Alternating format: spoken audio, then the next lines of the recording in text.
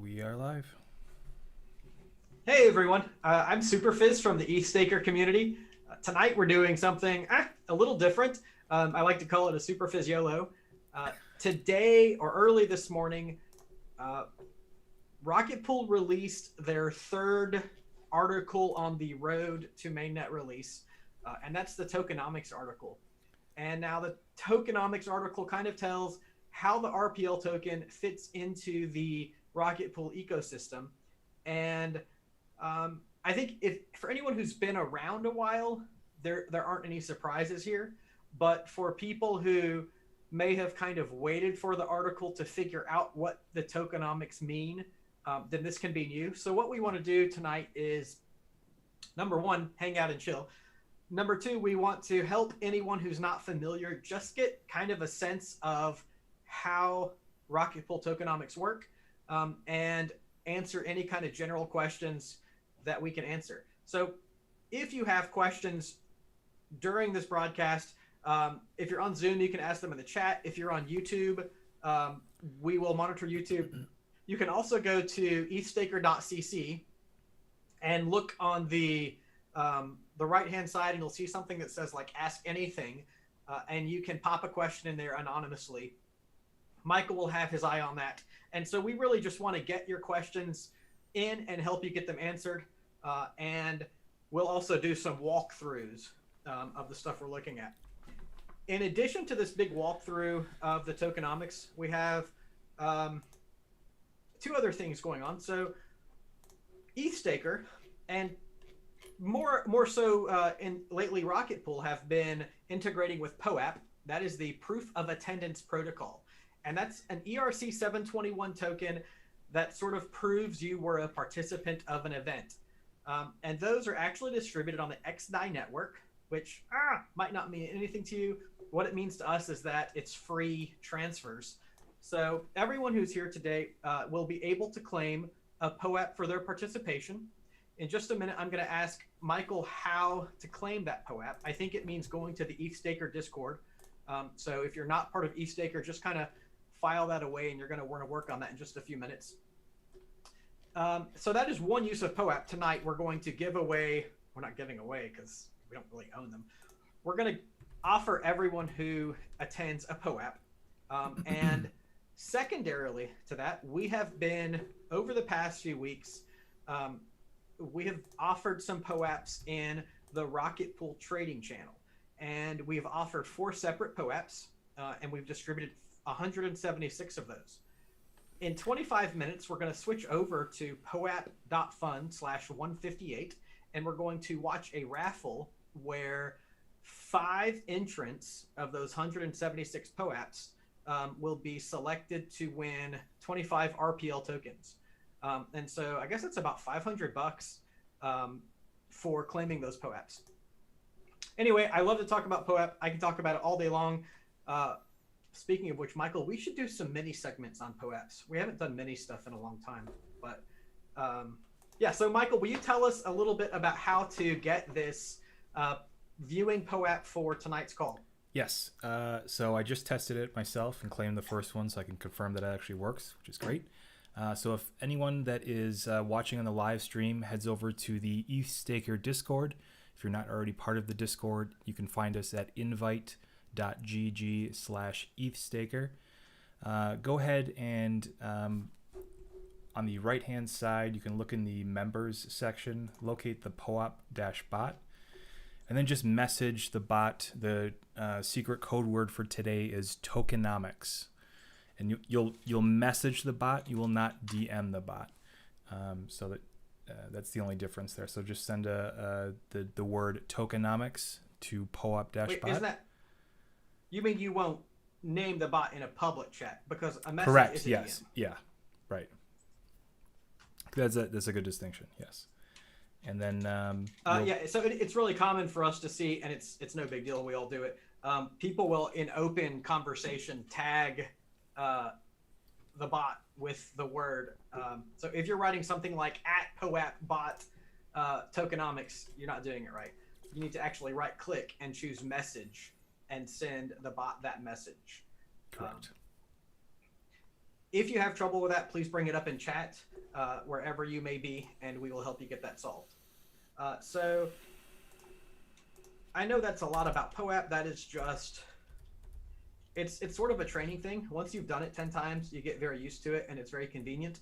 But the first time you do it, you're like, it's difficult. I don't know what to do. Yeah. So I'm looking at, so I would like to shout out to some people who've helped already tonight. Gray Wizard is here with us. And Gray Wizard is the logistics genius. Can I call you that? Yeah. So let me just say it this way. ETHStaker sucks at planning. None of us are planners. We can pull anything together at the last minute, but we don't plan things. And so I'm really glad to have Gray Wizard's support in planning those things. Also, shout out to Invetica, who always helps with stuff like streaming and like operations. So I'm very thankful for that. Looking forward to some great guests tonight. And yeah, we'll just get into that. I'm like, I probably forgot to thank people. If you're here and I didn't thank you, it's in my heart. Like my shirt. Sorry. Yeah. So quick background why we're here. Why do I even talk? Why do I have to do all the talking? Why do I talk about Rocketpool? Why am I here? If you know me, if you follow me from ETHStaker, I have these very high ideals and principles for what staking should be. And I kind of got my footing in this community by promoting solo staking, by promoting decentralization and democratization of Ethereum staking.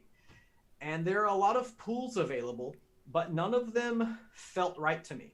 And I did not make a secret of that. It's still not a secret. The pools to me where you send your funds and they hold them and they run a staker or validator on your behalf, and then they maybe give you some kind of token in reward. It scares me. I don't think it's healthy. I think it centralizes power. And we deserve better. We can ask for better. We can demand better.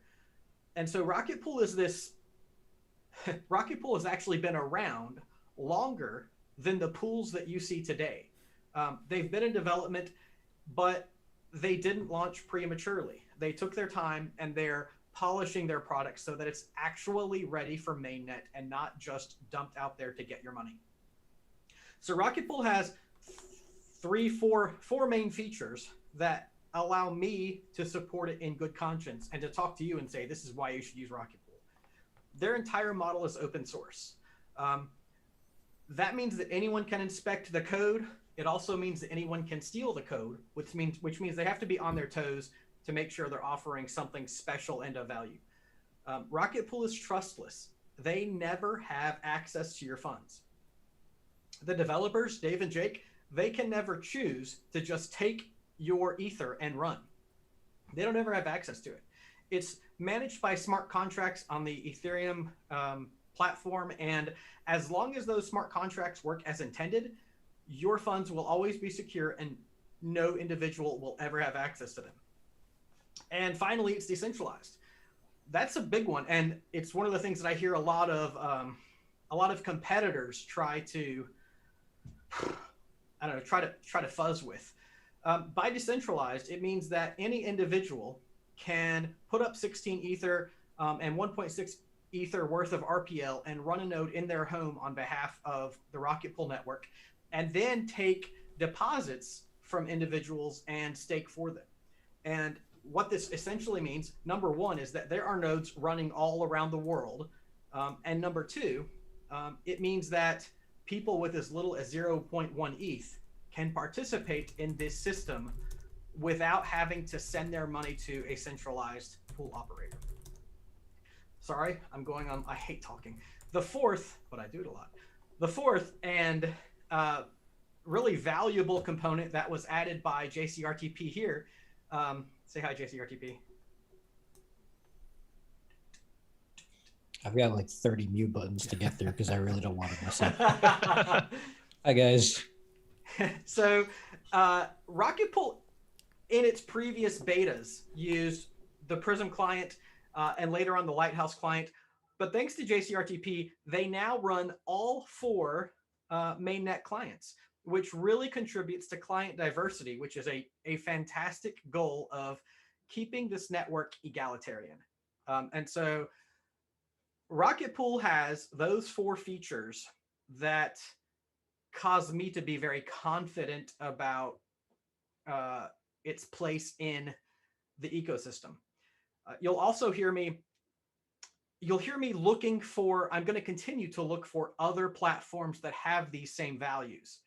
I don't want Rocketpool to be, as we know it today, I don't want it to be the end. I want it to be the beginning. I want to see other pools doing the same things. I want to see Rocketpool to continue to mature and grow, and set the standard for what staking will look like for people with less than 32 Ether. Who's sick of hearing me talk yet? Anyone? Great. So the Tokenomics article was released today. I would like to offer, if anyone would like to give, so this really for me is 2 parts. I have asked Ken if he will go over the spreadsheet. I wonder if someone is willing to just summarize the article briefly. So it would look like this: summarize the article briefly, do Q&A, and then Ken looks at the spreadsheet, and that will probably be after the raffle. So is anyone comfortable summarizing, even if you have to look at it, that Tokenomics article?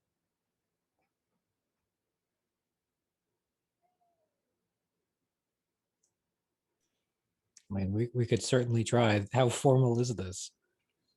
This is not formal. This is, what are you calling it? This is casual. So, oh, and I should say, this is not an officially endorsed call. This is a bunch of people who are interested sharing what we know. Even if Dave or Jake happens to pop in, or any other representative of Rocketpool, we're technically here to have fun and share knowledge. What we share is not canonical. It's just sharing what we know with friends. So Joe, do you want to give? I can. So what I would offer is, it might make sense to go through the Tokenomics article and add some commentary where appropriate. And when we get to one particular topic of contention where there's a lot of questions or something, we can just hit that before moving on. Or I could just do the entire thing all at once. I defer to you guys. That sounds like a great plan to me. Which one? It was an either or choice. You can't just say yes. Former.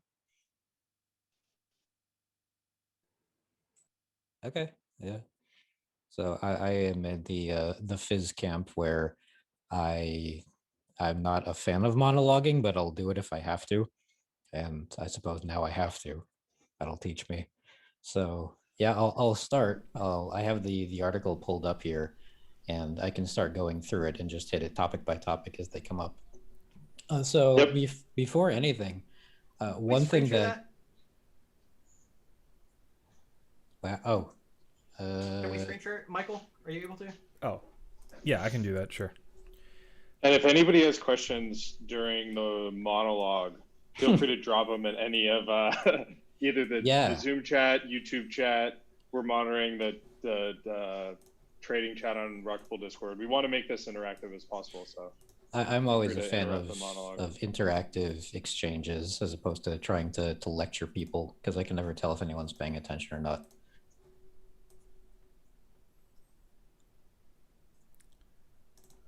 Just mess around with some stuff here.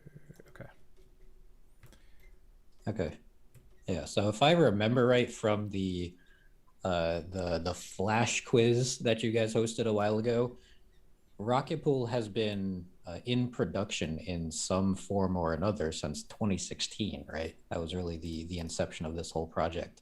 So, like Fizz said, this thing has been around since probably before a lot of us were even into Ethereum and the blockchain. And in some capacity, it has evolved and grown and matured over time to the point where we're just about ready for release now. By we, I mean they, sorry.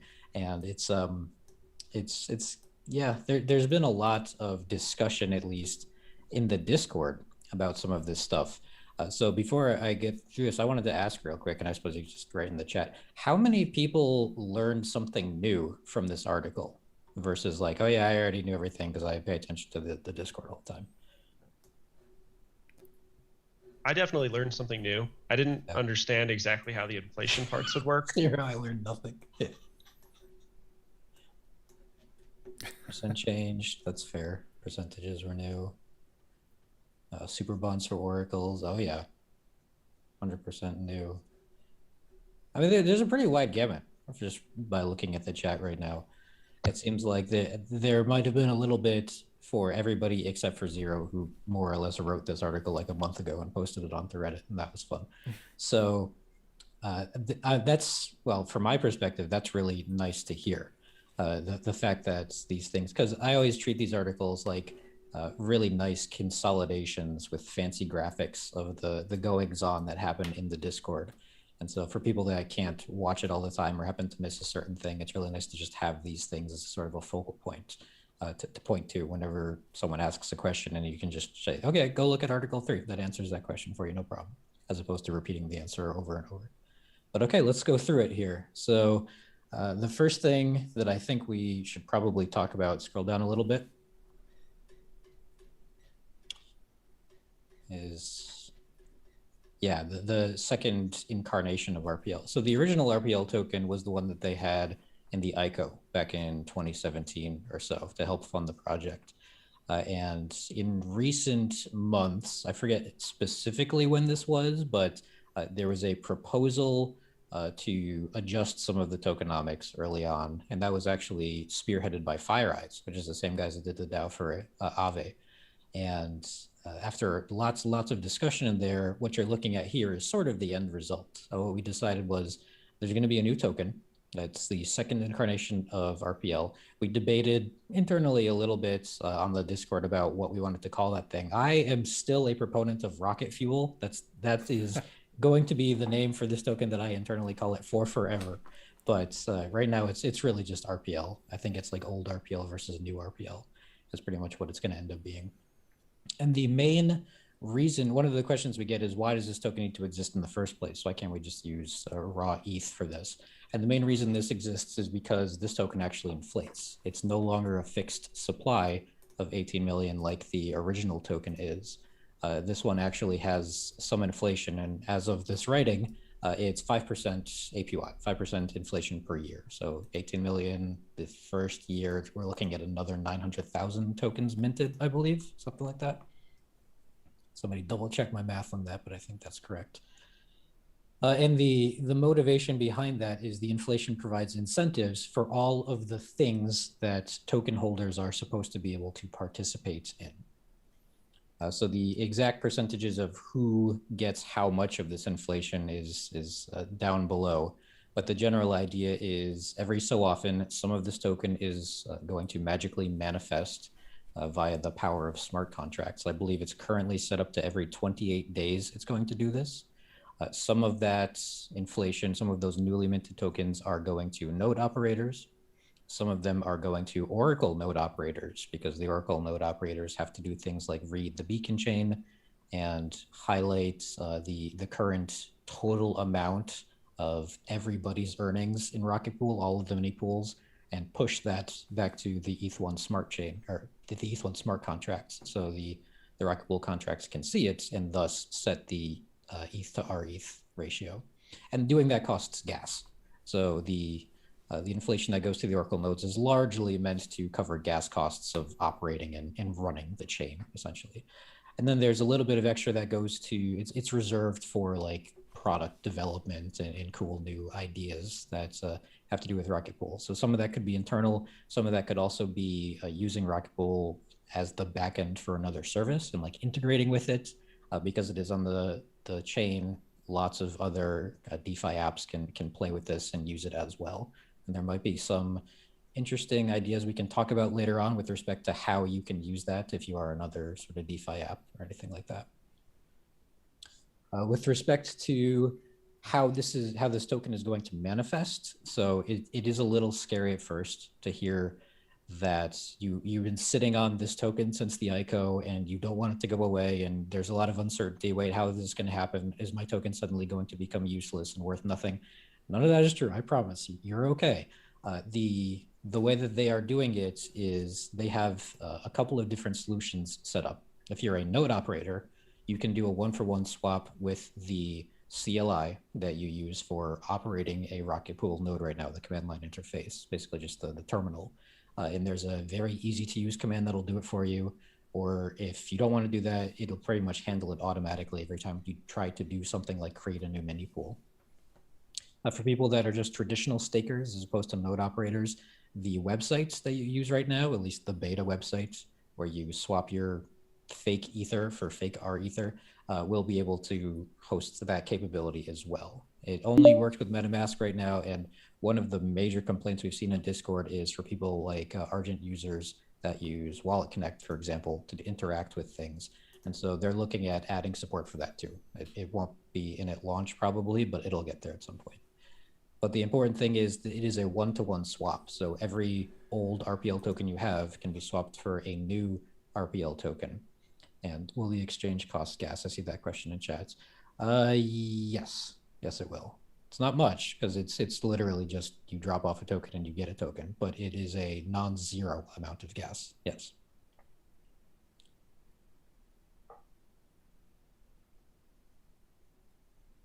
I guess now is probably a good time to pause and say, does anybody have any questions about inflation or the new token or how the migration works or anything like that?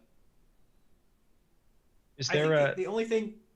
Sorry, you go first. I was just going to ask, is there a time expiration on when you can do that swap, or is it good for forever, or it has to be done by a certain date, or do we know? No, it's the second sentence of that first paragraph there. There is no time limit. There's no call for enforcing a time limit. There's no reason to enforce a time limit. So you can hold on to this stuff until 2026 if you want to and make the swap then. That's fine.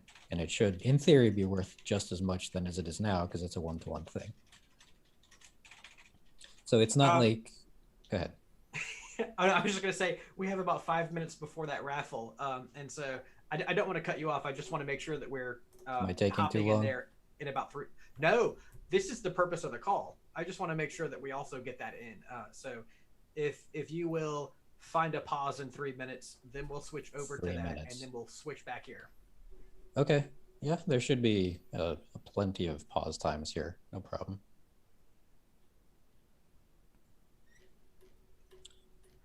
All right, scrolling down a little bit. Let's see what's up next.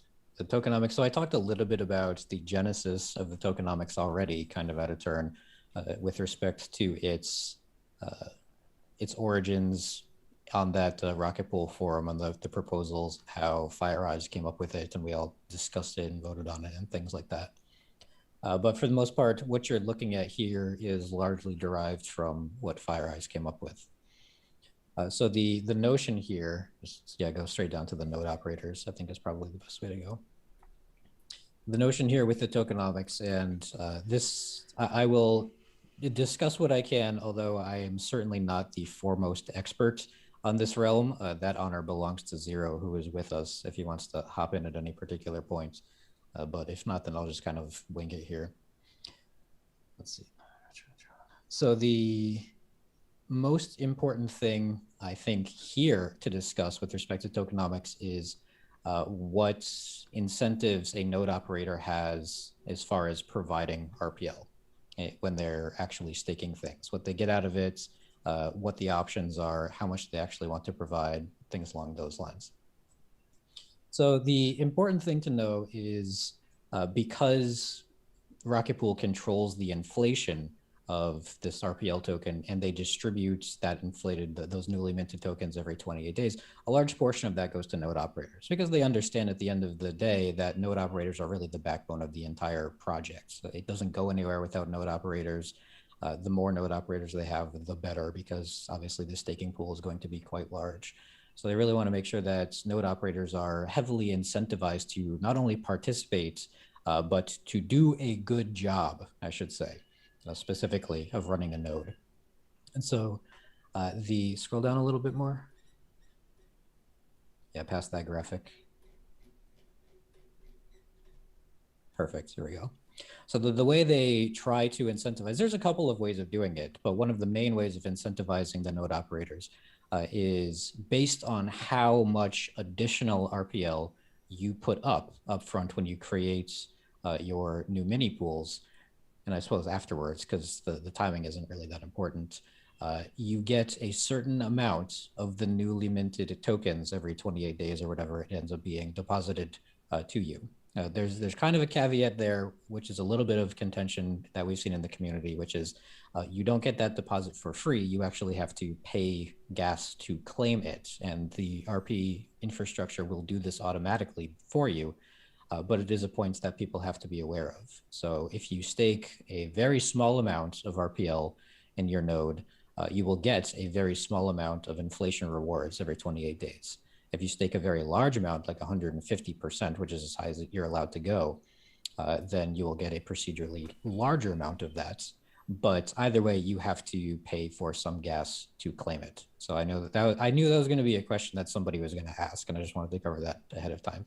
It's each claim period, or it goes back to the pool, right? So you can't build up for a long time. You have to claim every period. Yes, you can't build it up in the sense the chain cannot keep track of everybody's individual balances of how much RPL you've earned. And so you can't just sort of sit on it and let it accumulate over time and then do one massive collection at the end.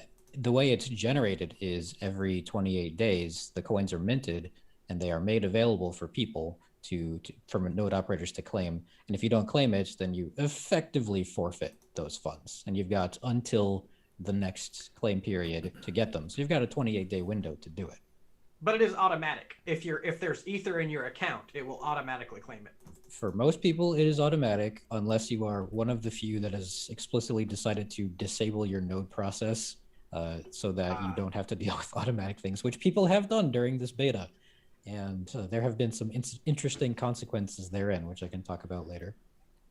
How often does it check for collateral? Every 5 minutes. Okay, hold on. It looks like, Joe, it looks like when you switch gears to the Poep, the lottery. And so, thank you. That was awesome. We're going to switch gears and look at the Poep Fun Raffle just for a minute. And the way this works is we had a lot of entries. There are 176 Poep deliveries who were eligible for this. And Michael, if you'll scroll down a little bit, it will show. So there are 4 eligible, and it looks like Michael is entered. I hope you win. And what will happen is, as blocks are found, entries will be excluded. So you can see one of Michael's has already been removed, and it is based on the last digit of your Poep.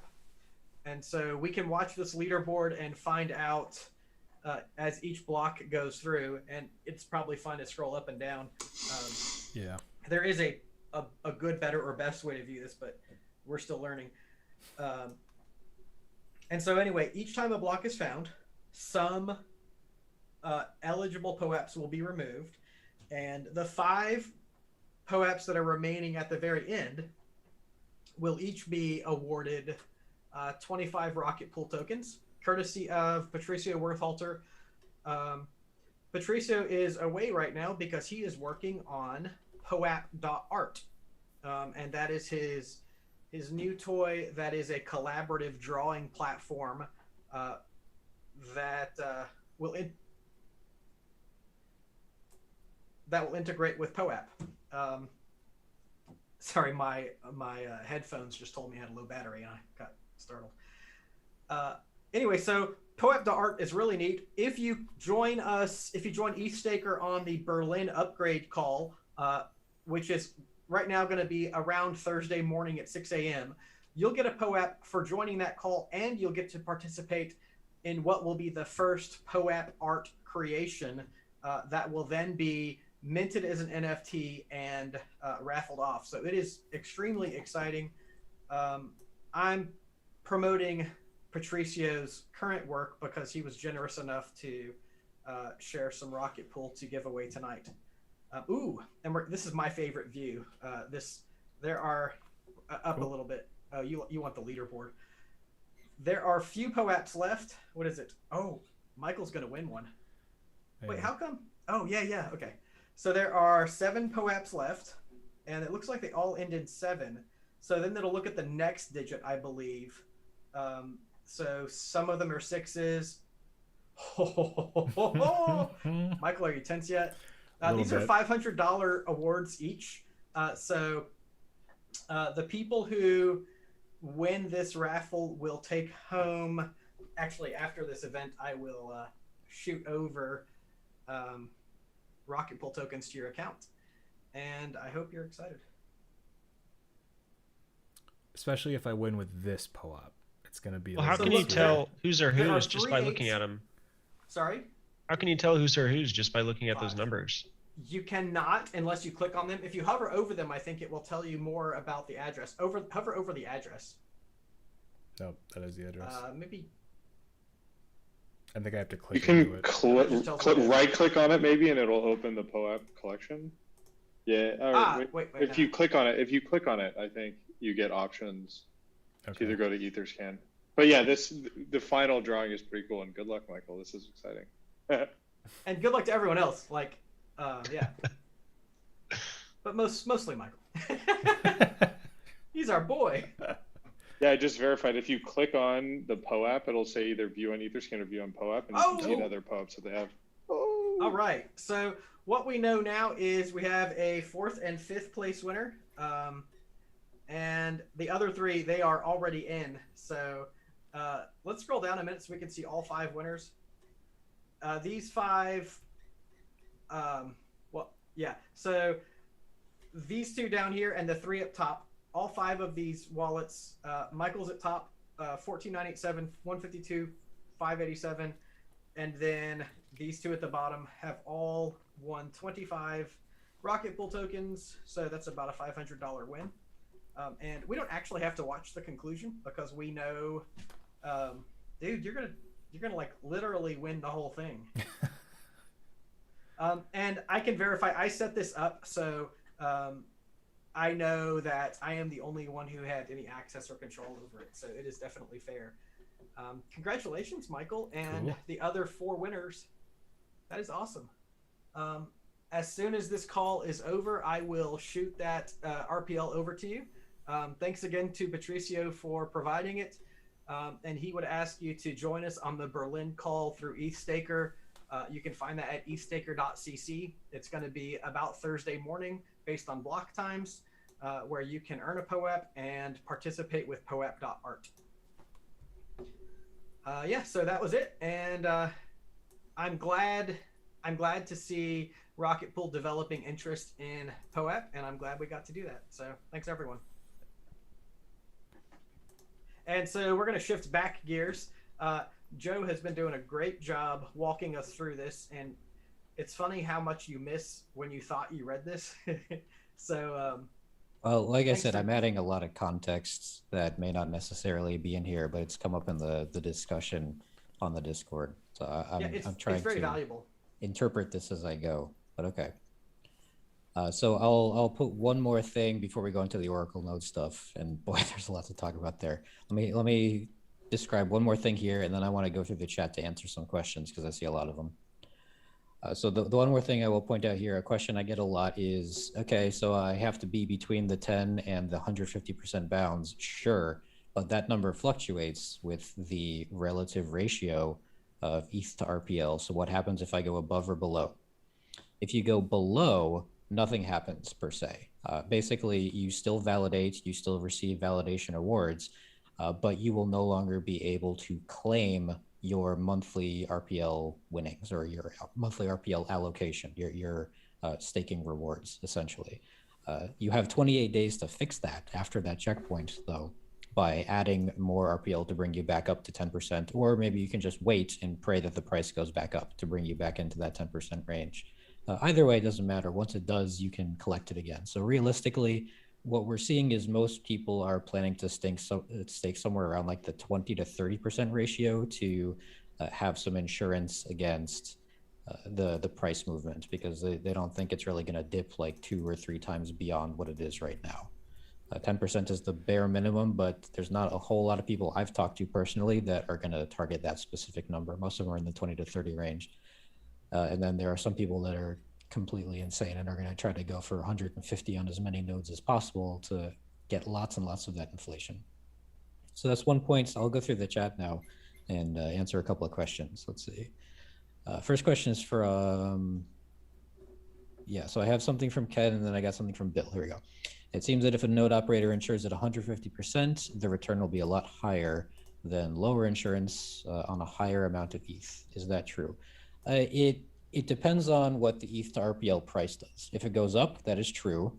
If it goes down, then you would be better off just having more ETH and less RPL. If it stays the same, it doesn't really matter.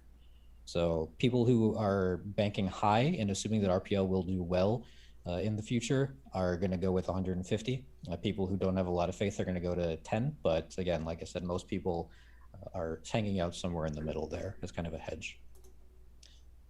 How often does it check for collateral? Every 5 minutes. Would you be able to deposit collateral right before the checks and then take it out after? You can deposit right before, that's true, but there is a cooldown on taking it out. And Jake put that in to prevent abuse, exactly like what you're talking about, where someone can go in, get the checkpoint, and get out. So you can, I believe you can add stuff whenever you want, but there's a certain time lock in taking it out again. And I don't know what that is, but it's substantial enough that you can't game the system like that. You should explain the individual POEPs. That's not me. I want to hear you explain Big POEP 69. Zero wants me to start an ASMR channel. Cool. I should be on NPR. Okay. Are there any other questions about this? No, it looks like that was it. Stop the steal. Stop the steal. Eligible POEPs were just from Trader Chain. And the rest of this was just about the POEP stuff. Okay. So that, how long is the cooldown? I don't know off the top of my head. I have to go look at the code to figure it out. When you collateralize with 150% in the value of RPL goes up, what happens to the extra RPL? Nothing happens to it. The value that you get from the inflation during your monthly checkpoint is going to be capped at whatever 150% happens to be at that moment. So if at that moment you're like at 180 or 200, then you still get to keep your extra RPL, but you only get the inflation rewards for 150% of it. So you have extra RPL that doesn't get rewarded, essentially. So if you think that RPL is going to do very well, maybe 150 is not a good idea. Maybe you want to have two pools at like 120 or 100 or something so that there's room to grow there. And again, that's, for the most part, that's what I'm seeing people proposing to do, is hang out somewhere in the middle. Are you able to deposit and withdraw RPL collateral freely?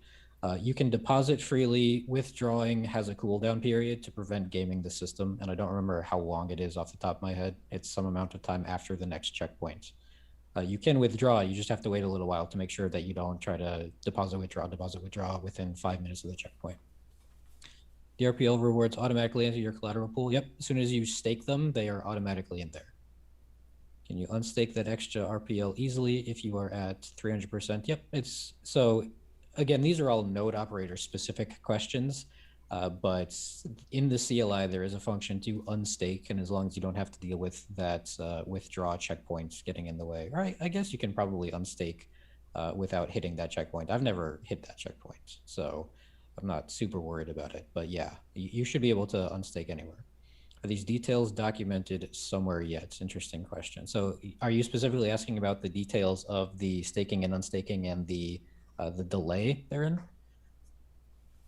I don't know, and this is probably going to be on me. Most of my documentation comes from talking to Dave and Jake. So whatever in looking at the code, essentially. So I'm really not the best person to ask for this as far as what the guides say. I'm going to defer to somebody else. Yeah, one thing I'll add, this is Ken, I'll add is that where you receive your RPL rewards is different than your actual node that you have it staked on. I mean, I guess it goes to your node wallet, but it's when you receive the reward, it's not staked. You have to manually restake it if you want to apply it to it. So you know, if you had a node at let's say 150% and you got a reward, it's not automatically going to be reapplied and staked. It's just going to be in your wallet so you can move it.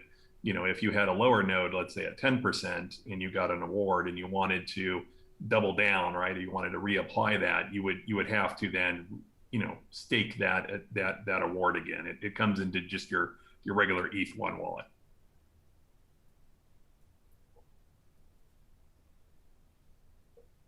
All right. If it's okay, I'd like to hop in really quick with a program note. So it's about 40 after the hour, and we expect this call to go about 1 hour. And so we may go over a little bit, but we'll try to get everything in. We want to finish this article, and we want to give Ken time to go over the spreadsheet. But right now, I'd like to ask Michael if you're available to reintroduce the claiming for the Poep for this call, for anybody who caught up late. Are you there, or should I do it? Yep. So if those who are on the live stream or otherwise wanting to claim today's event Poep, go ahead and join the eStaker Discord, invite.gg/eStaker. Go ahead and find the Poep-bot. You'll see it in the members list in the Discord. Just direct message the Poep bot with the code word for today, which is Tokenomics. Doesn't matter if it's uppercase or lowercase. It's not case sensitive. Just message the word Tokenomics to Poep-bot. It will then issue you a claim link for the Poep, and then you just put your wallet address in for claim. Thank you, Michael. And Joe, you're free to go ahead. Thanks, buddy. Yeah, I can ramble about this for days, so it's going to be up to you guys to keep me in check. I think your pace is awesome. Okay. So that is why we're here. So please don't change anything you're doing. It's just it's just a lot. So you're doing great. It is a lot, and we're getting questions that aren't specifically about this article too, but I'm happy to answer. I think that was it. I don't know if we missed any questions. Obviously, if we did, there's one. Do we anticipate all early adopters hitting 150%, even if they start at 10? AKA, do I think it's going to go up 15 times in value? Probably not. That's a really big number. I would be pretty impressed, and I would retire immediately if that happened. So I don't think I'm that lucky. No. But if there's a question that you guys had that we didn't answer, just go into the Discord and poke us, and any of the educators are happy to help with any of those questions.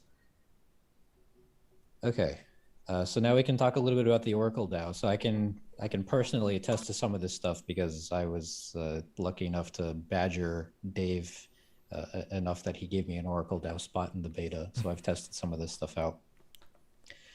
So the big thing with the Oracle DAO is it is a very small group of what are supposed to be very high visibility community members, people that have established a strong reputation with respect to Rocketpool or just with the ETH staking in general, or I suppose Ethereum in general, really. That is primarily, their main function is to act as oracles between the beacon chain, ETH2, and the smart contracts for Rocketpool on ETH1. So, I mean, obviously, when you're validating, you're generating ETH on ETH2, but the smart contracts can't see that. They have no access to the ETH2 chain, and that's where the oracles come in. The first question we get is, why do you need to do this? Why can't you just use Chainlink or something like that? And Jake actually has a really good post that I can provide a link to here in a little that goes into why you can't just use Chainlink. It turns out there's a lot of constraints that come with that doesn't give these guys the flexibility they need. So they built their own Oracle system from scratch, essentially. Under the hood, the oracles use exactly the same infrastructure, the same clients, the same Rocketpool CLI, the same nodes that the rest of us use. There's no difference from a software perspective. The only main difference is they have this extra responsibility to read the beacon chain and to report details about the current balances on the beacon chain, for example, so you can get the RETH ratio correctly and what each mini pool's balance is, or what the status of each mini pool is, if it's exited, or how much ether it exited with, or if it got slashed, or some of the other things. There's also a lesser known function where if you try to create a mini pool, but your node system is broken, so you never actually do a deposit, then the Oracle nodes are responsible for dissolving you after 24 hours and giving you your ether back so you can try again. That's a thing that I do a lot personally on my Raspberry Pi. Lots and lots of dissolves. But basically all of these operations, reporting stats on the beacon chain and doing dissolves, they cost gas. That you don't get them for free. And the oracles all vote on them together, and then they all sort of report what the results happen to be. So each of the Oracle nodes has to spend a fair deal of gas to do this kind of stuff, essentially. One thing I will say is that the reports don't work unless there is a certain amount of consensus among the oracles. By default, it's normally 51%. It is now 50.9999% because I voted to make it so, and everyone agreed as a way to test out the system. So I know that the voting works. But basically, more than half the oracles have to agree on what the RETH ratio happens to be at a certain time, or whether or not somebody exited at a certain time, things like that, in order for anything to go through. But it does cost gas. And so as an incentive to help the Oracle members pay for their contributions, pay for the gas, they get a certain amount of that commission as well. I believe Ken posted it earlier. It's 15% currently of all of the inflated RPL that gets minted goes to the Oracle nodes to help pay for gas to do these sort of reports. And then on top of that, you have to, well, Oracle access is invite only. Not anybody can apply to it. So you have to be invited by an existing Oracle node in order to become an Oracle node. And you have to post a pretty significant amount of RPL to do this as a token that you're serious about the protocol. You have a vested interest in keeping it alive and not breaking it. And that's how you sort of get your Oracle inflation from the minted tokens as well. I don't know exactly what the number for that is. Nobody does because they haven't decided it yet. On the beta, it's 15,000 RPL to become an Oracle node. According to the little calculator that they posted at the end of this article, it's 5,000. But I asked Dave about this yesterday, and he said they haven't decided yet, and it depends on what the state of RPL is as it gets closer to launch. So that's a number that they will solidify in a couple of weeks or so when they get closer to actually launching this thing off. Although I have no idea when they're going to do that. Could be tomorrow, right? And we could all be in for a huge surprise. But my suspicion is it's going to be some amount of thousands of RPL to do this, basically. Okay, let me see if I missed anything here. I don't think so. The governance stuff is next, and I'll talk about that later, but that's just sort of the deal with Oracle nodes and what their story is. Looks like there are a whole lot of questions. So let me go through some of the stuff in the chat here. Is this reading the beacon chain something that is more automated or it's hands-on? It's entirely automated. We have ETH1 clients to tell us the state of ETH1. We have ETH2 clients to tell us the state of ETH2. They're all pretty much in consensus. So there is, and you guys can see this if you want on your own staking nodes, there is a second process that runs next to the Rocketpool node process. It's called the Rocketpool Watchtower. The Watchtower actually doesn't do anything at all for conventional nodes, for regular nodes. I think it's pretty much exclusive to the oracles, but the Watchtower is the process that every so often will read the state of the beacon chain and submit it to the Oracle DAO, where people vote on it, and if there's consensus, they report it back to the smart contracts on RP. Let's see. Are there currently Oracle nodes in the beta running right now? Yes, there are 8 of them. Zero and I are 2. There are some others, and then each of the 4 ETH2 clients, the Rocketpool team, Dave and Jake, have 1 Oracle node for each of those to make sure that they are communicating properly. And it is a good thing because we noticed that there was a small bug with the way Nimbus was working. They were reporting the effective balance instead of the actual balance when you queried it. And so we submitted a PR to them and they merged it and submitted that release with version 1.1 a few days ago. So now everything is looking good. All 4 clients are capable of being Oracle nodes. Will they be removed when proof of stake is fully deployed? So I'm assuming you're talking about the merge. The reason the Oracle nodes exist right now is primarily to report status from the beacon chain back to ETH1, back to the smart nodes. When the merge is complete, the ETH1 smart contracts, the Rocketpool contracts, still won't necessarily be able to read it, although it depends on how they actually implement that. And that's up in the air right now. We don't know. The hope is that there will be some mechanism for ETH1 contracts to be able to read ETH2 state. And when that is the case, yes, the Oracle node will get out of the way. They basically submit one final vote to shut themselves off forever, and then there's no more Oracle node. And the only thing that comes from a governance side is the regular protocol DAO, which I'll talk about next. If that is not the case, and for whatever reason, the ETH1 smart contracts will be unable to read the beacon chain even after the merge, then the Oracle node will still have a place because they have to report that stuff.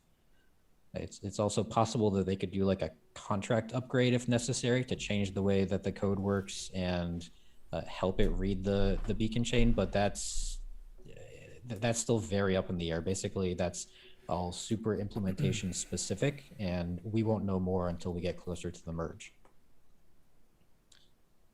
Depositing 32 ETH gets you to the front of the line, but when you refund the extra 16 ETH, is it N ETH or is it ETH1? If you are a node operator and you deposit 32 so you can skip the queue and get right to the validation, and you do a subsequent withdraw, you get 16 of the regular ETH back. You don't get N ETH. If/when Oracle node shut down, where does their 15% RPL get sent to instead? So this hasn't happened on the beta. I'm speculating here based on what I've read in the code. I can't confirm this for real because I haven't seen it for real. But so each Oracle node doesn't get 15% of the minted RPL. 15% of the minted RPL goes to the Oracle node group as a whole, and they distribute it amongst themselves, basically. So if an Oracle node shuts down or exits the group or whatever, that means every other Oracle node will get slightly more of that 15%. They get a larger cut overall. I think those are the only questions. Oh, when Oracle nodes are no longer needed. Oh, I see. When Oracle nodes are no longer needed, I imagine as soon as they shut themselves off, they will vote so that the amount of inflation that goes to them will become zero, and they'll just send it all to a combination of the node operators and whatever reserve they have in place for doing protocol development and stuff like that. Is initial hard cap of 1,000 nodes being considered, or is it going to be unlimited? Okay, so this is an interesting question. There's not a definitive answer on this yet, but I will tell you the latest that I have heard from Dave. They went back and forth on how to do this, and the current thinking, at least the last time I checked, was they're going to do a combination of limiting the mini pool cap to a certain amount. 1,000 was an arbitrary number. I don't know if that's actually what it'll be, and limiting the staking pool to a certain amount. So you guys see that right now. You saw it earlier on when the beta first kicked off, where it was limited to like 1,000 ether that could be thrown into there. You're going to see something like that again. And they're doing that in stages, a gradual rollout, so that they can make sure that everything is functioning correctly on mainnet, and there are no weird quirks or bugs or other issues or anything like that that differ from go early versus what actual mainnet looks like. They want to make sure that the Rocketpool is very successful and that it doesn't immediately crash upon launch because of some unforeseen consequence. So they're going to do it slowly with this cap on the nodes. And then over time, once they're convinced that things are working well and that everything is performing as expected, they will release that cap. So I don't know what the actual number is. I know that there will probably be one, but eventually it will become unlimited. It's just a way to soften the blow of trying to have millions upon millions of mini pools all getting registered at the same time and breaking something, right? Will any preference be given to node operators that participated in the betas to be in the initial group at launch? I don't know how they would even do that, is the thing. Like, I don't know the mechanism that would allow people to say, hey, I was here for the beta, let me get into the queue first. Maybe Fizz has an idea with Poeps behind the scenes or something like that, but off the top of my head, I think it's first come, first serve. Anyone? Yeah, it would need to be a fair launch. That's important to everyone. And so even though you might feel like if you were a beta participant that it's more fair for you to be first, fair to everyone is that everyone has equal access, I think. Mm-hmm.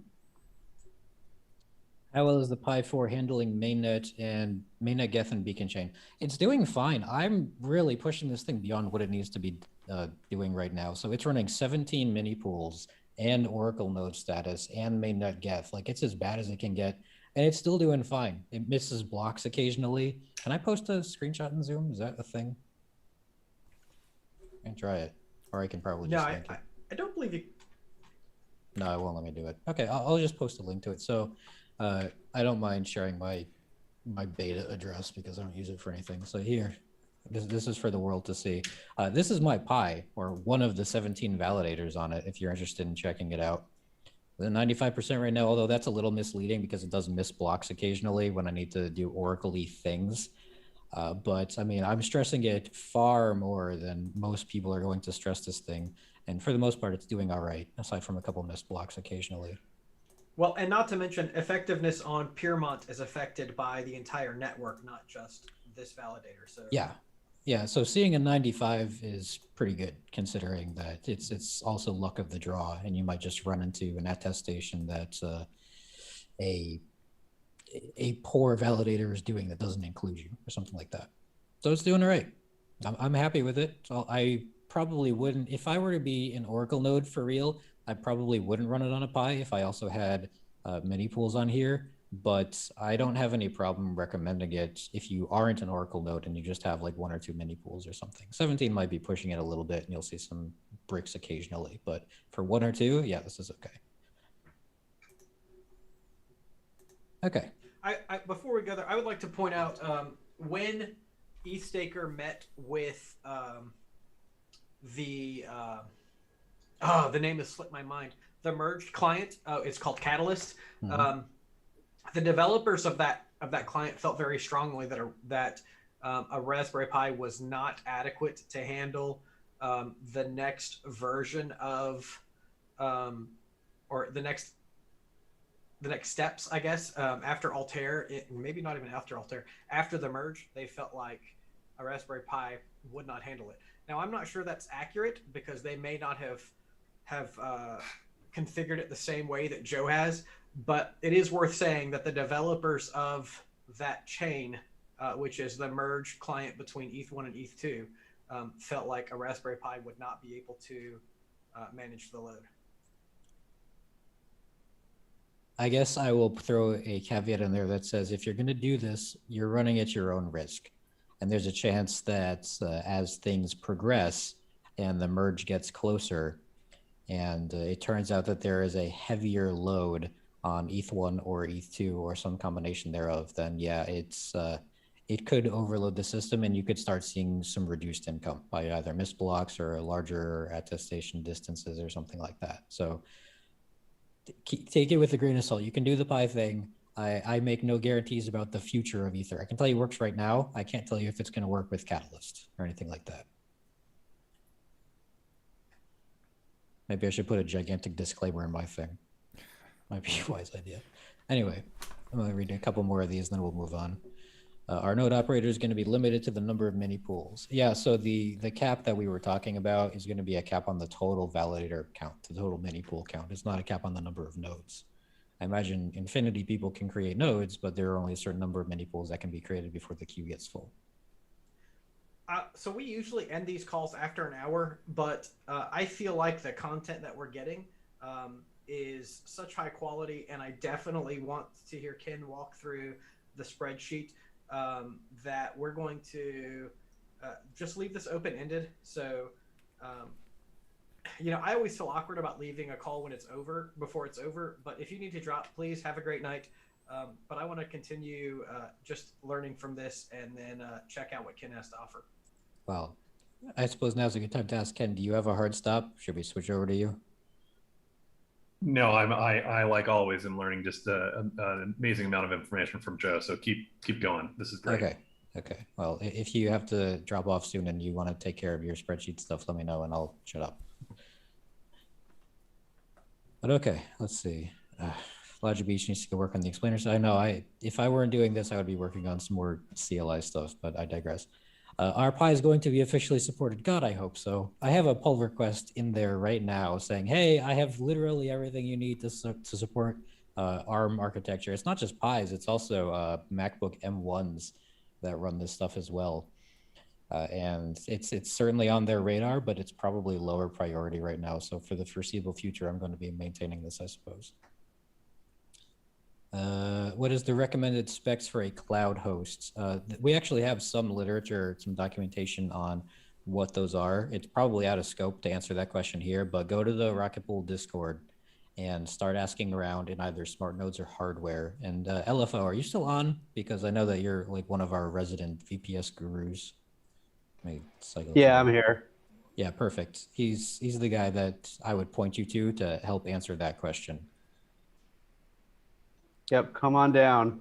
We're very helpful here. Perfect.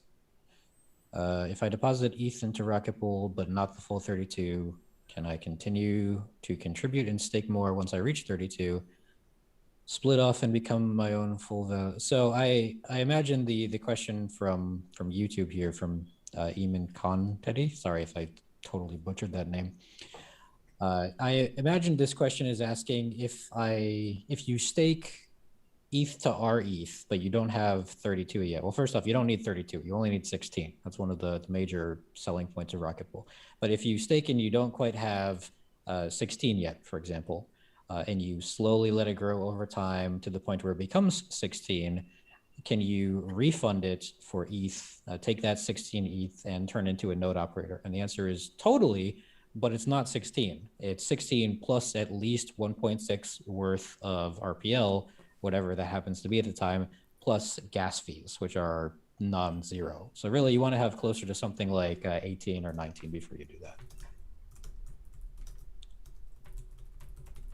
Okay, I think that those are all the questions that we've got here. So we can move on to some of the governance stuff. Protocol DAO governance. A little bit, and then there's the TLDR at the end. Yeah, so the protocol DAO governance, scroll down a little bit, Anvetica, if you wouldn't mind.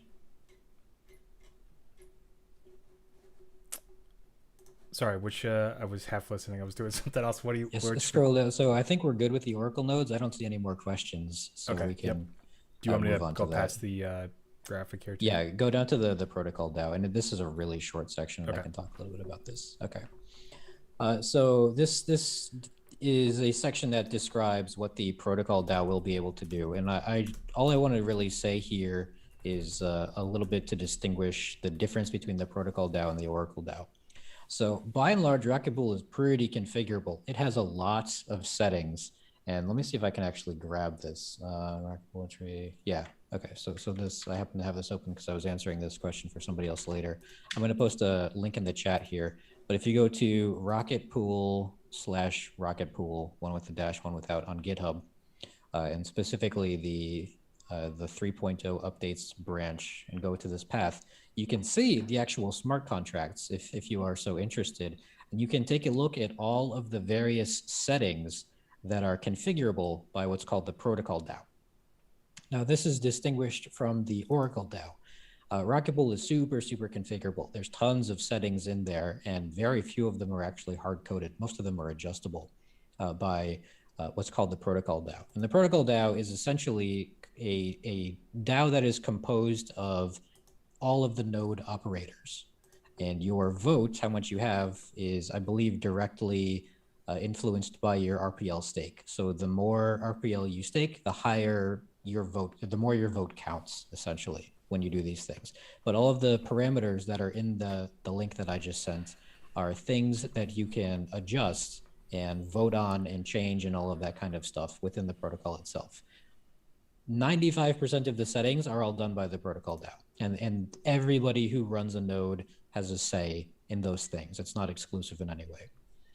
The Oracle DAO is a little different because the Oracle DAO is it's comprised of parameters that relate to the way the Oracle nodes operate, and they report things to the beacon chain. So for example, one of the parameters there is the consensus, how many Oracle nodes need to confirm something before it's officially considered canon and reported back to the smart contracts on ETH1. By default, it's 51. If the audits say it should be 66 because they want to have a supermajority, maybe we'll change it to 66. That's one of the parameters that the Oracle DAO can change, and only the Oracle DAO can change, but it's those kinds of parameters are only related to Oracle nodes themselves and their operation being Oracles. By far, most of the parameters that relates to Rocketpool node operation are controlled by the protocol DAO, which is everybody who runs a node can get a say in that stuff. It's not in the CLI yet. It's in the contracts. You can see it here with the link that I provided, but it's not in the CLI yet because there's a lot of stuff and it's kind of complicated. We're going to get that into the CLI sometime after launch, though. It's a really high priority and we want to make sure it's there. But I think the current philosophy is it would take too long to add and audit all of this stuff. So we're going to do it in stages. We'll add it and we'll audit this after it goes live. Any questions on that? And that's why Dave says soon TM on here, because it's definitely on the radar. We know it's important and it has to get in there, but they're just not ready to start discussing it yet.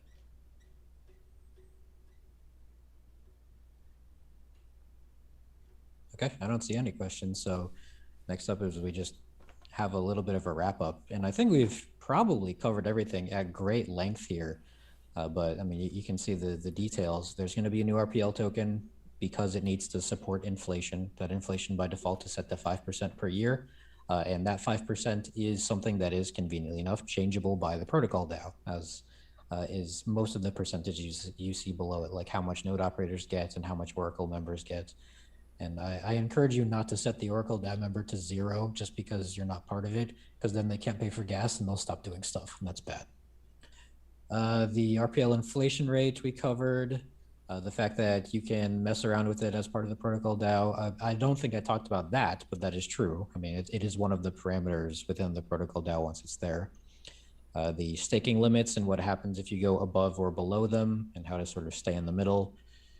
And some of the various mechanics used for RETH, like doing votes and providing value. Oh, we didn't talk about the slashing stuff. I guess we can talk about the insurance as one of the last things. So that final bullet there, the first sub bullet therein. RPL provides 2 functions as a node operator. The first one is it allows you to vote, and the more you stake, the higher your vote. And the second thing is it provides a cushion in case you are a absolutely terrible node operator and you end up exiting with less than 16 of your ether. So by default, you're going to have 32 to start, 16 of your own, 16 from the staking pool. If you exit with, say, 31, that means you're going to get 15 back as a node operator, and 16 still goes back to the staking pool. That way, the investment from the staking providers in the staking pool is protected. If you exit with less than 16, that means if you exit with 16, you get 0 back and 16 goes to the staking pool. And if you exit with less than 16, then you don't get anything back. And the RPL you put up as collateral, so to speak, to get voting access is burned as well. That's not auctioned off and passed on to the staking pool too. So you are really incentivized as a node operator to do a good job and make sure that you are operating your node efficiently and earning staking rewards, and you don't have the entire thing offline all the time. And it really incentivizes you to not try to attack the network, because the more you do that, the worse the slashing gets, right? So the notion of RPL there is it's an extra safety buffer in case something goes really, really wrong with your setup. And on a related note, I should mention for all the people involved, if you go offline for a little bit to do patches or something like that, that's not called slashing. And the penalty for doing that is really, really small. It's negligible. So the vast majority of us don't really care, and we'll just go offline and eat the penalty and make it right back. No problem there. Slashing specifically refers to what happens if you try to purposefully attack the network or you do something very bad, where you are forcefully kicked off by the rest of the nodes. And you lose a sizable portion of your ether as part of that. Fizz, I saw you unmuted for a second. You want to add something? Oh, I was just going to praise you for helping with that distinction, because it is something that's been a long-term education piece. Yep. So I just appreciate you brought it up. Again, it is a question that comes up all the time in the Discord. So I'm just thinking about, as I'm answering these questions, like all of the other related questions I've gotten or follow-ons or whatever in the Discord, and I'm just immediately covering those too for the sake of completeness, I suppose. RF will have a slightly higher value than ETH when trading. Is there a reason behind this? It accumulates rewards. Yeah, so our ETH by itself is that there's another article that talks about this specifically, but the TLDR of it is our ETH inherently increases in value relative to ETH. So if you hold 100 RETH and then you wait for a couple of years or whatever, that RETH is going to be worth more, and you can trade it back for more ETH, essentially. And that's just a mechanic of the way the staking rewards work. There's two ways of doing it. You can either continuously feed people RETH, which costs gas, or you can make RETH worth more, which doesn't cost gas. And that's the second is the way that the Rocketpool team decided to go. And RETH is ETH plus reward. Yeah, a single RETH token is essentially ETH, your original ETH stake plus some portion of the stake rewards that came out of it.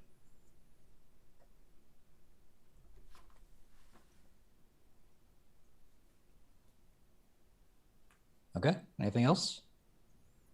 Otherwise, I will get off of my soapbox and hand it to Ken and probably get a drink because, man, my throat is dry. Joe, you killed it. Like, yeah. For anyone who doesn't know, we talked about like a rough outline for what are we going to do. I'm going to can we drop that screen share, please? Yep. Yeah. So we had this rough outline for what we're going to do because we sort of wing everything. And Joe was like, I don't know if I can make it. You know, I've got baby duty. Well, I don't know if you can hear, but I have a very angry baby in the background. Is that her? I didn't know. I was like, I kept thinking I should go check on Minifizz because tell her we're all sorry. We're all like, we're going to give RPL for her to go to college. All the way through her PhD. You up on that? That sounds fantastic. I was just kidding. But Joe, thank you so much because, like I was saying, when we were planning, we really didn't know what our flow would be like, and Joe just stepped in at the last minute and absolutely killed it. Like, I'm actually gonna replay this the next time I go on a drive so I can think through it. Sure. So that was incredible. I mean, like I said, this is all stuff that's come up in the Discord at one point or another. So if there's any questions, you know, we're happy to answer for sure. There's not too much here that was surprising or stumped me or anything like that. Yeah, well, so thank you. Like I thought that I knew a lot of this, and I probably increased my knowledge by another 10%. So I really appreciate that, and I'm sure everyone else does too. Cool. Yeah. All right. Happy to help, guys. If you don't mind, I'm gonna step away for a minute. Yeah, thank you so much, Joe. Sure thing. So, like I said, we usually end these calls in an hour, but this is just going too well, and I don't want to end it yet. If you are a late arrival, the Poep was available for the first hour, and that really is fair to everyone. The call was supposed to be an hour. If you had an opportunity to claim, that's great. If you didn't, there will be thousands of opportunities to get one later, or someone will post theirs for sale on OpenSea for 1/10 of an ETH, and you can buy it later. With that said, so the next thing we wanted to check out, so we've heard kind of like, or actually read through the article and gotten the big picture, but what a lot of people are mostly concerned about are the nuts and bolts numbers. And so Ken is the mastermind of the numbers, and he's going to walk us through the tokenomics spreadsheet that accompanies the article post, the Medium post. Yeah. Glad to, and I know it's late for folks. So I'll go through it. And Vedika, if you could pull up that article, if you don't mind driving on the screen there. There was a linked Google sheet at the end of that article, if that works for you. Okay. And I will share that this is a Google document that I did not prepare. It was provided by Dave and the developers there, and I'm pretty certain it was the work product of FireEyes, which is the firm that was hired to consult with them and develop their tokenomics. And somebody had posted earlier in the chat here, it was a very elegant system, and I think that's the perfect word to describe this, because they were able to incorporate the Rocketpool token that they had produced as part of their initial coin offering, and they found a way to create value to it by making it not only be the DAO token or the governance token, but more importantly, how to incorporate an insurance platform in the event that there's not an efficient node operator, and that they leave with a negative balance, or a less than 16 effective ETH balance on there, and how to replay that. And so this sheet here, if you read the tokenomics article when it was first came out at the last 24 hours, there was probably a slightly different version of this spreadsheet there. I had the chance to talk a little bit with Dave on the Discord, and pointed out just a couple of inconsistencies between the spreadsheet and the article. Their tokenomics evolved a little bit. And so there is, you'll see here, it says version 1.01 now in cell A7. So if you looked at it earlier, I do encourage you to come back and look at it. And I documented the changes under the worksheet called change log, so you can kind of see what was changed. And it was just really to align it with what you heard Joe go over in the tokenomics to make certain we had everything right that's in there.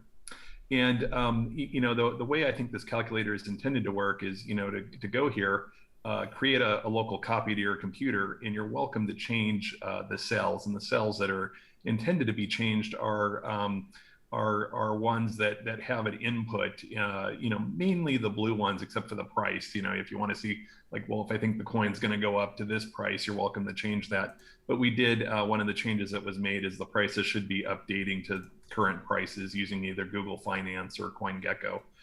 So it's about a 20-minute delay on the numbers, but it should be, fairly accurate.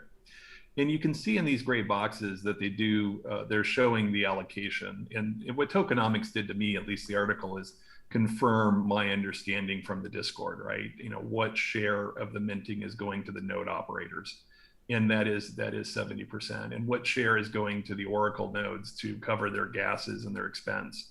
And then what share are we putting back into the protocol DAO to provide for continued development and support in marketing or DeFi integration with the protocol, and you'll see that there at 15%. In these numbers here just kind of indicate some of the inputs. And Vedika, if you could have you scroll over to just look at some of the charts, because I think it's sometimes easier, at least for this call, to just look at charts and see what they're trying to explain. And let's take a look at the Rocketpool issuance schedule first, because I think that one's maybe a good one to start at, which is, right now, as Joe said, it's 18 million rocket pools that exist as Rocketpool old. But in order to create this incentive, this payment system, they do have to allow an inflation of the token. So that caused Rocketpool, the token version 2, right, new Rocketpool. And you can see here that it grows. Now, one change between the previous version worksheet and this one is they originally had it where the minting was constant. And so the initial inflation was 5%, and it would slowly decrease over time. But in reality, what they've decided and what the smart contract is coded for is to always have a 5% minting.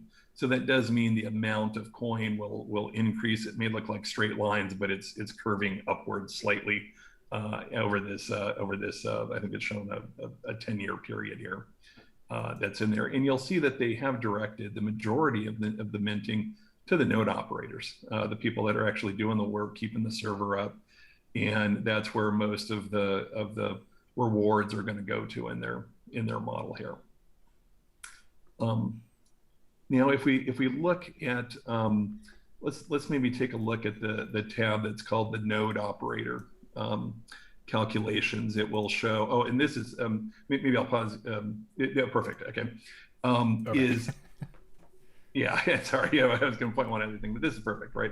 This is mainly what I think folks are interested on this call is, okay, wait a minute. I understand Ethereum 2.0 staking. I understand what the base rate rewards are, the base awards, and I understand how much APR or APY I'm going to get on Ethereum rewards. And I know that I can only collect those when withdrawals are allowed, and I actually exit staking and claim those, right? Unless they change the approach, right? And we at least have an understanding of what that is. But what a lot of people have been asking is, I don't understand the Rocketpool award system and how does that work?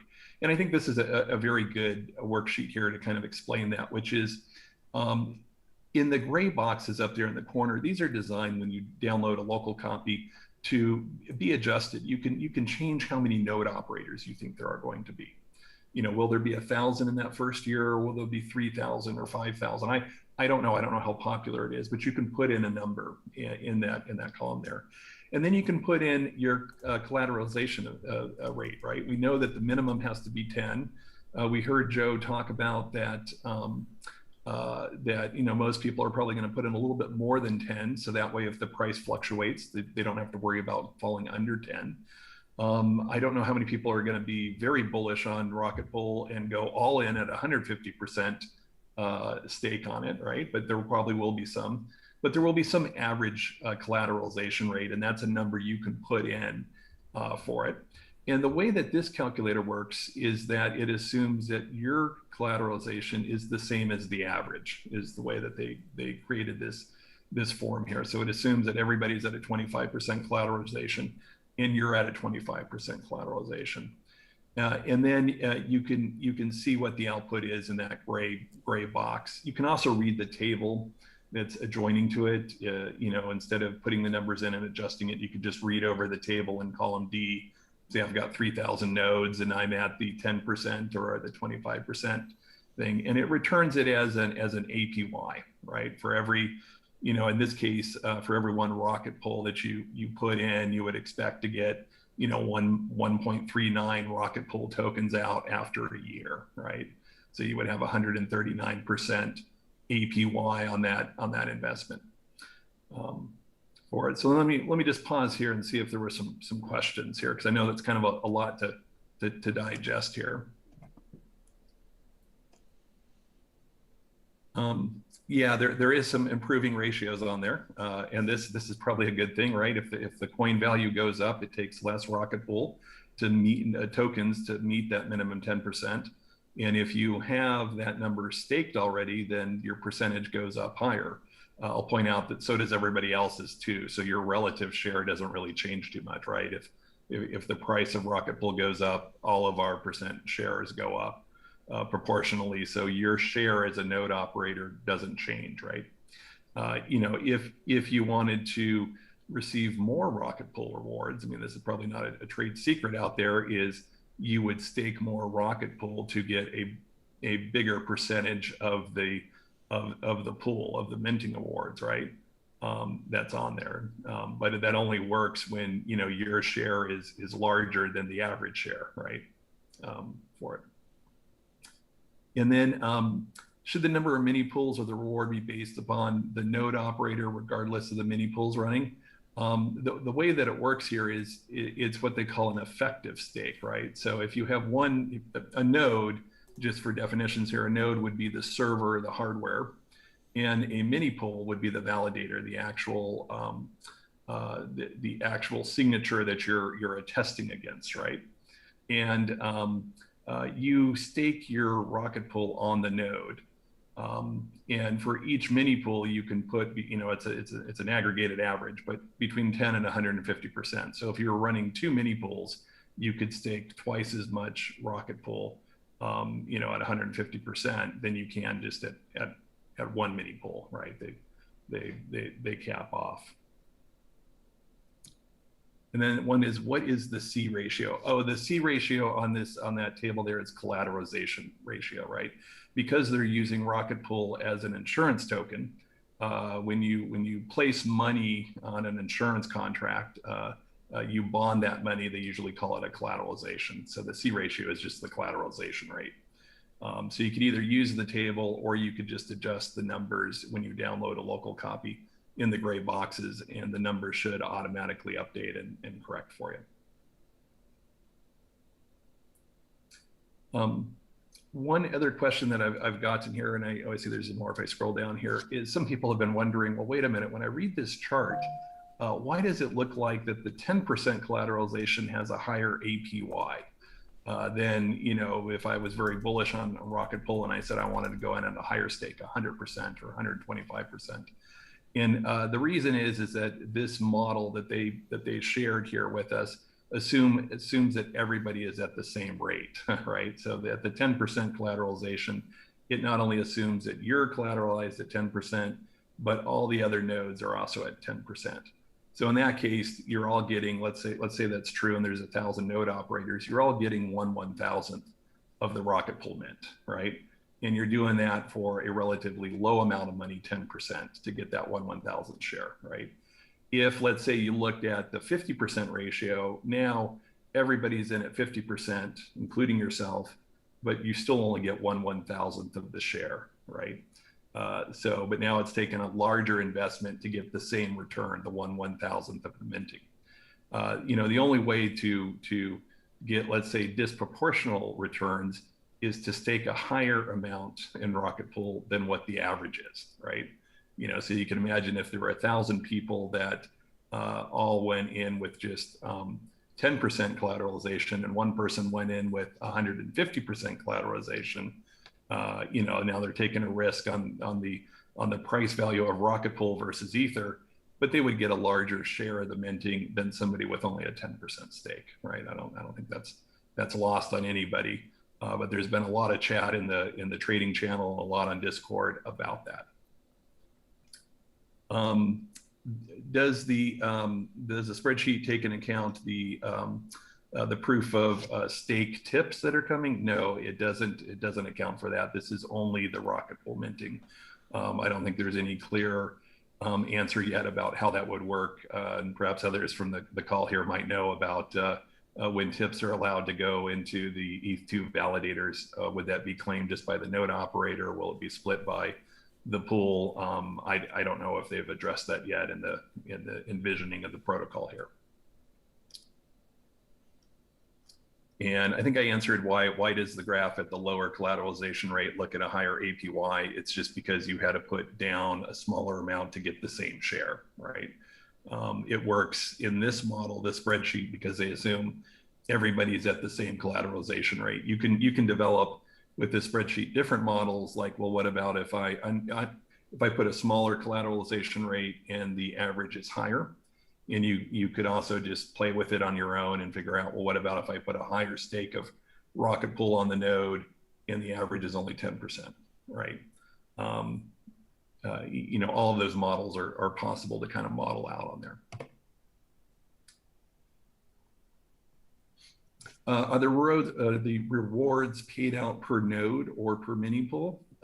It's one claim. So if you have a node with 2 mini pools on it, you claim your reward once. You only have to take one transaction. You don't have to claim it for both mini pools. The way that the Rocketpool claims work is it's based upon the amount collateralized. So one mini pool at 10% is as many Rocketpool rewards as 2 mini pools. Well, sorry, one mini pool at 20% would be the same as 2 mini pools at 10%, right? Because you had the same number of Rocketpool's tokens actually staked on that node, right? Now, one mini pool can only run 150%, right?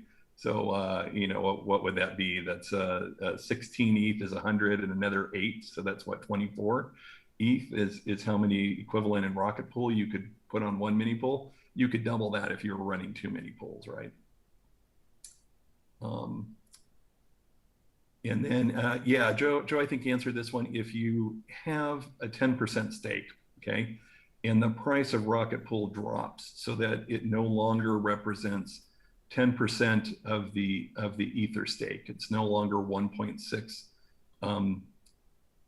Ethereum, 1.6 Ether in value, you do not have to add more value to your node. You don't have to keep chasing the loss, right? But if you fall below a 10% collateralization, you're no longer eligible for that month's reward, right? You won't get a share of that minting. So that incentivizes you, if you can, to add more Rocketpool to it. So that's kind of the balance in the process. There's been some confusion about how much Rocketpool you need. If you run one mini pool, you need 1.6 ETH, yes. And if you run 2 mini pools, yes, you need 3.2 ETH worth of Rocketpool to run those, right? Because you now have twice as much Ether staked on those 2 mini pools as you do one. And then somebody asked again, if you have 2 mini pools with 15% collateralization ratios, is there incentive to only run one at 30%? There's no parabola. It's a linear. It's a linear progression, right? And so you'd have to kind of figure out which way you want to run it. Do you want to run 2 mini pools and have a percentage of your funds in Ethereum and Rocketpool, or do you want to be more bullish on Rocketpool and run one mini pool with a higher Rocketpool stake. You'd have to kind of make some projections and decide what to go there. And then I think that might be the last of the questions there that are on there. And I think those are the major highlights of this worksheet that you see here in front of you. The only last one that I will just call out, because it's the only chart we didn't look at, is, and Vedika, if you go back to the very first page, there was a blue and red one right there. This was one of the changes, if you saw it early, where they had just a fixed minting of 75,000 Rocketpool tokens a month, when really the intent here is that it's a fixed 5% APR, APY generation. And so you can see in the first months, it produces a minting that is, for that first month, it's exactly 75,000 tokens. But, as you get 5% of a larger total supply, the amount of tokens produced each month increases. So that's why the curve is a little arced upwards. It's a little hard to see, but it does arc upwards there in the curve, which is probably a very good model, because Rocketpool will be much more popular, I believe, in the later years. This is 10 years out that it's looking. And in order to be attractive to node operators and competitive, then it's probably going to have to produce a higher amount of rewards to attract the clientele.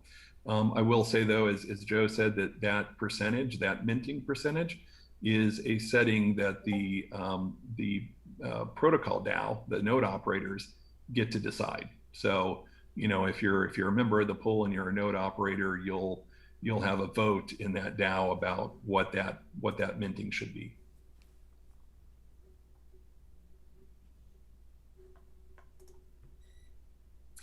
I see a few more questions just came in here, which is, I would think that the Rocketpool DAO would incentivize more mini pools because it means more people can fractionally stake. And I agree with you, right? There's a bit of an unknown in terms of when they launch on mainnet. What will the demand be? Will the demand be more node operators and not enough individuals that just want to stake small amounts of Ether in Rocketpool?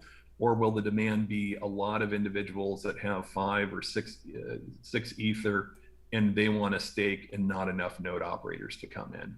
And I know that's been kind of debated about, should they incentivize it one way or the other?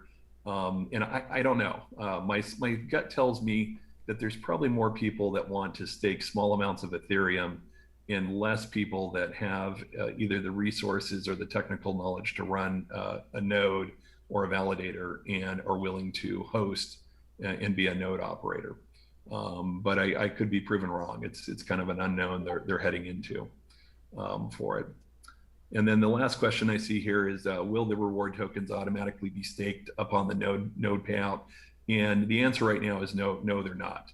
The default that it designates is the node address that's created as part of the command line interface, a hot wallet, if you will, where the rewards go into.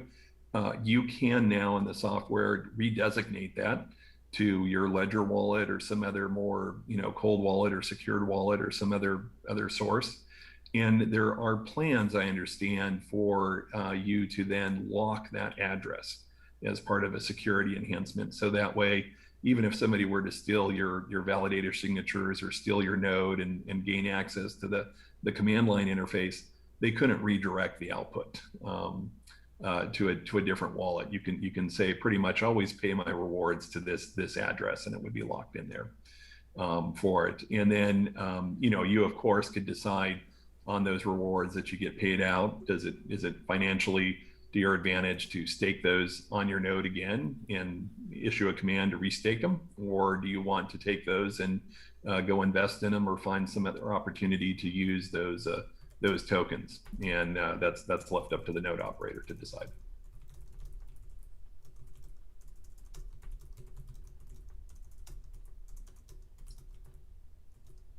And I think that's getting to the end of the questions here, Fizz. Great. I'm sorry. I'm doing a little bit of childcare. No, you're not. So my wife's like that. Oh, Sorry, I would turn on the camera, but Little Fizz is bare right now. The quick dose of reality like there. boy. Was... Yeah.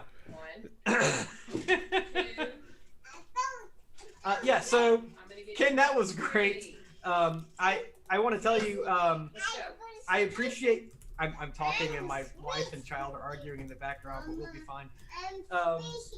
I'm so appreciative of your help. We want to give you a ETH Staker challenge coin.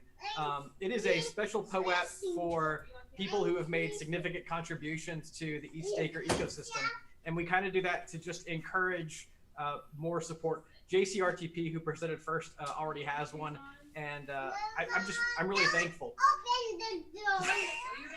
Well, thank you very much. And I just would like to just thank the ETH Staker community, because I kind of feel like maybe Rocketpool is an offshoot of that community.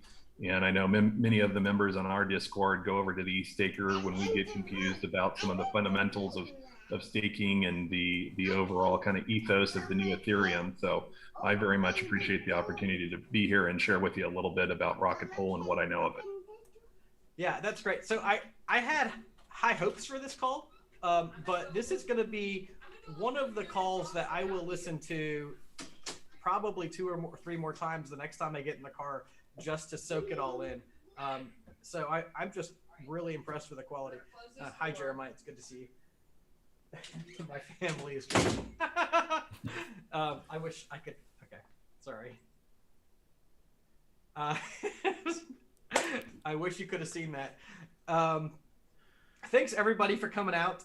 Does anyone have any final words? I would like to thank everybody who participated with putting this together. Colfax, Grey Wizard, JCRTP, Ken, Unvetica, and Zero.